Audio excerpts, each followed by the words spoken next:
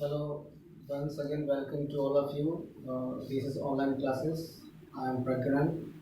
Here I am going to discuss the one important principle given by FIOR, that is known as the remunerations. It is very important because in any organizations the employees do the work not for the happiness but for the remunerations. If the employees gets fair and equitable remunerations, he will get motivated, he appreciated to do the work, and so that he give the maximum effort to the organizations.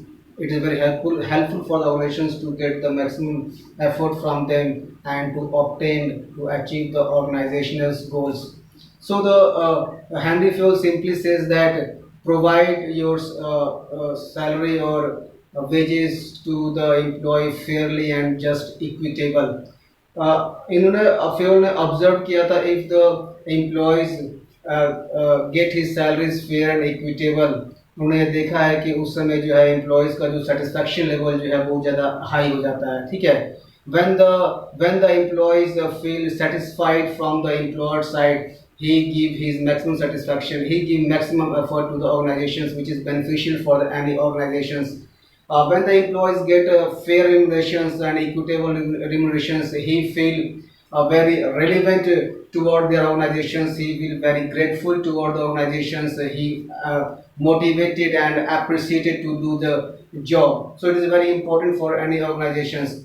uh, when the employee feel that I am secure and I am stable. Again, I am saying that from the side of the remunerations, when the employee feel that he is secure in the organization, he is stable in the organizations, तो इसका फायदा ये होता है कि when ever he do work, जब ज़्यादा burden उसके ऊपर पड़ता है, स्ट्रेस पड़ता है उसके ऊपर, तो वो जो है अपने काम को जो है जो उसका एफिशिएंसी लेवल है उसको डिक्रीज करने नहीं देता है. ठीक है. सो अगर कोई भी कंपनी जो है अगर अपने एम्प्लॉय के वेलफेयर कॉस्ट को अगर कट करता है, चाहे उसके रिम्यूनरेशंस को जो है वो डाउन करता है, टाइम पर वेजेस नहीं प्रोवाइड करता है, तो वो एम्प्लॉयज़ जो है अपना 100% जो है एफर्ट नहीं दे पाएगा, जिसे कंपनी को जो है भारी नुकसान हो जाता है. ठीक है. अगेन इन द ऑर्गेनाइजेशन में जो भी ऑपरेशंस होते हैं, all the operation is to be done by the human resources and the physical resources. It is very important. ठीक है. तो फिजिकल रिसोर्सेज लाइक मशीन्स हो गया, आपका जो भी फिजिकल कंपोनेंट्स है जिसके थ्रू आप जो है इनपुट्स आउटपुट को जो है आप इनपुट के अंदर कन्वर्ट करते हैं. This all the resources are known as the physical resources. लेकिन ये फिजिकल रिसोर्सेज को कौन यूज करता है? उस फिजिकल रिसोर्सेज के अंदर रॉ मटेरियल्स कौन प्रोवाइड करता है? आपको कंप्यूटर है, कंप्यूटर के अंदर इन्फॉर्मेशन कौन प्रोवाइड करता है? Obviously human resources. So it is very important. अगर ह्यूमन रिसोर्सेज अगर खुश नहीं रहेंगे तो आपका जो भी फिजिकल रिसोर्सेज है वो जो है वेस्ट हो जाएगा, उसका कोई भी यूटिलाइजेशन नहीं होगा, उसका जो मटेरियलाइजेशन जो है हो नहीं पाएगा. ठीक है. So again the Henry fuel says that from the both the side, whether it is the employer side or the employee side, the remuneration should be fair and equitable. From the employer side, why it is a fair and equitable? It means that the paying the wages and salary to his employees should be in the according to the financial position of the company. ऐसा नहीं है कि company का जो position जो है financial position वो strong नहीं है और जो है एम्प्लॉयज जो है वो अधिक सैलरी की डिमांड कर रहे हैं. It is not fair. ठीक है. तो उसके अकॉर्डिंगली जो है उसको वेजेस प्रोवाइड करना जो है, this is from the view point of the employer. और जो है एम्प्लॉय के पॉइंट ऑफ व्यू से जो है just and fair and equitable मतलब ये होता है कि हर एक कंपनी की रिस्पॉन्सिबिलिटी बनती है कि वो जो है इतना सैलरी प्रोवाइड करे कि जो उसका जो मिनिमम स्टैंडर्ड ऑफ लिविंग जो है वो फुलफिल हो जाए. So it is very important. Remuneration is very important. Again, the Henry Fuel says that कहते हैं कि if अगर कंपनी के पास जो है they don't have enough money to give the handsome salary to his employee, तो उनको चिंता करने की कोई बात नहीं है.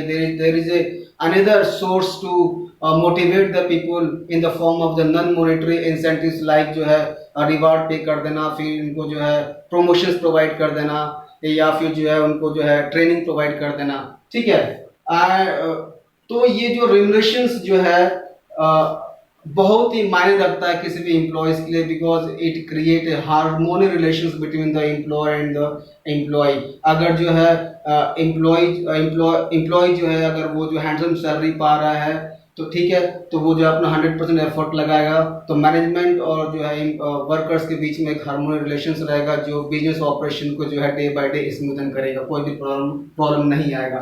ठीक है, so it is very important. So what is the keyword of the remuneration here? आप लोग ध्यान दीजिए, यहाँ पर ब्लैक बोर्ड में जो लिखा हुआ है देखिए, the keywords of the remuneration is pay fair and adequate wages and salary. Whenever you are going to solve any problem related to the case study, first of all you find out the keywords, and we should memorize the keywords. So the keywords of the remuneration is pay fair and adequate wages and salary. जैसे अभी मैंने बताया आपको, fair and adequate wages and salary provide करने, this is the responsibility of the employer. Pay fair wages so that employees can maintain minimum standard of living. जैसे अभी मैंने आप लोगों को बताया कि एटलीस्ट इतना सैलरी प्रोवाइड करें कि जो है वो अपना मिनिमम स्टैंडर्ड ऑफ लिविंग को जो है वो मेंटेन कर सके।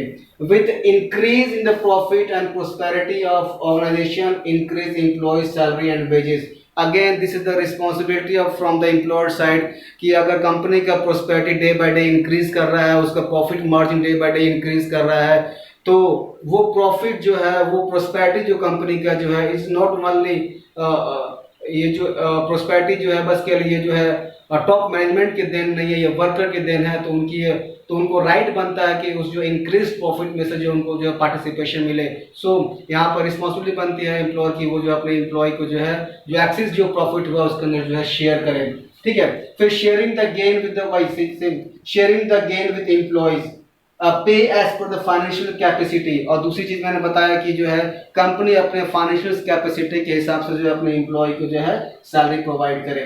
Employees are not working only for happiness, they are working for the remuneration. It is very important कि कोई भी एम्प्लॉय जो है वो happiness not working only for the happiness but they for the remuneration, वो जो है रेम्यूनरेशन के लिए वर्क करता है। ठीक है, अगर किसी कंपनी के अंदर जो है अगर रेमुनरेशंस का जो वॉलेशन होता है, प्रिंसिपल का वॉलेशन होता है, तो उसका जो है पॉजिटिव इफेक्ट और नेगेटिव इफेक्ट क्या होता है? First of all we see the positive effect. The पहला पॉजिटिव इफेक्ट ये है कि एम्प्लॉयज गेट मोटिवेटेड, एम्प्लॉयज जो है मोटिवेट होगा, और मोटिवेट होगा तो वो जो है अपना 100% एफर्ट लगाएगा, and giving the 100% effort leads to the maximum utilization of the resources and time of the company. Again, what is the positive effect? Devotions and commitment of employment. जैसे कि हम लोगों ने पढ़ा एक प्रिंसिपल मैंने आप लोगों को शेयर किया था, that is the discipline principle. ठीक है, तो यहाँ पर जो है एम्प्लॉयर और एम्प्लॉय के बीच में एक कमिटमेंट रहेगा, जो भी कमिटमेंट है, जो भी एग्रीमेंट है, वो एग्रीमेंट जो है दोनों पार्टी को फुलफिल करेंगी। एम्प्लॉयज जो है 100% डेडिकेशन के साथ वर्क करेगा। If the principle is not followed by any organization, so what is the negative consequences? Increase in the turnover of the employee. Increase in turnover the employee. What do you mean by the increase in turnover the employee? इसका मतलब ये होता है कि हमको जो है मेरे कैलिबर के अकॉर्डिंगली, चाहे मेरे जो है इंटरेस्ट मेरे हार्ड वर्क के accordingly, if I am not getting the salary then I can switch to the another job. ठीक है, तो कंपनी के अंदर बार बार जो है किसी एम्प्लॉय का आना, फिर उसको जाना, फिर आना, फिर जाना, that is the turnover, employees turnover. ठीक है, तो अगर जो रिम्यूनरेशन जो है फेयर इक्विटेबल रिम्यूनरेशन प्रोवाइड नहीं करते तो कंपनी के अंदर जो है एम्प्लॉयज टर्नओवर जो है डे बाय डे इंक्रीज करेगा, तो कंपनी का एक जो है एक ह्यूज अमाउंट जो है खर्च होगा कैंडिडेट के सिलेक्शन में, ट्रेनिंग में, उनके डेवलपमेंट में। It's take a lot of time, wastage of time होगा। इससे बेटर यही है कि हम अपने एम्प्लॉय को खुश रखें in the form of giving the good and handsome salary, तो ये टर्नओवर एम्प्लॉय है वो इंक्रीज होता है। ठीक है, next is dissatisfactions and the demotivations of the employee. Again the point is here, if जैसे यहाँ पे लिखा हुआ है the employees are not working only for the happiness, they are working for the remunerations. ठीक है, तो जब हमको जो है फेयर और हैंडसम remuneration अगर हमको नहीं मिलेगा तो the employees feel dissatisfactions और वो जो है demotivate होगा, ultimately the loss is suffered by the company. Again कोई भी कंपनी जो है अगर अच्छा सैलरी प्रोवाइड नहीं कर रहा है अपने एम्प्लॉयज को, they losing their business operations. That's it.